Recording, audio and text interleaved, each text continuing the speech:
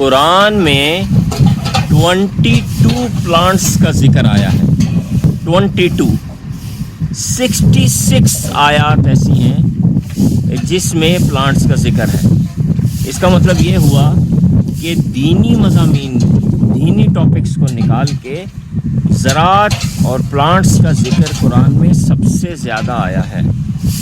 एक और बात सुनिए, 18 दफ़ा बीजों का जिक्र आया है, सीड्स का जिक्र आया है, जिसमें बाज़ आयात में पूरा प्रोसेस एक्सप्लेन किया गया है कि कैसे सीड जो है ज़मीन में जाता है और कैसे उससे मुख्तलिफ़ किस्म के प्लांट्स उगते हैं।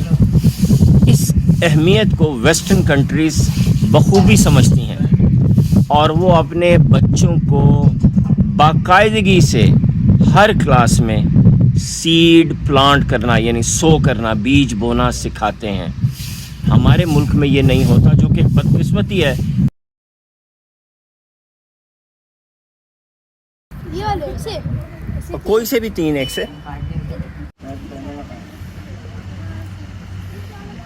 और बिस्मिल्लाह पढ़ के अगर लगाएंगे ना तो ज़्यादा अच्छे निकलेंगे।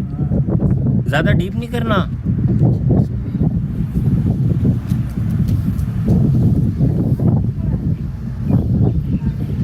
और यार उस्ताद बच्चों को लगाने दो।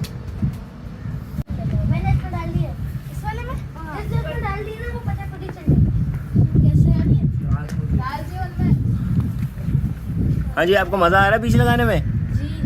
इसमें किसी ने लगाया है क्या? हाँ लगाया।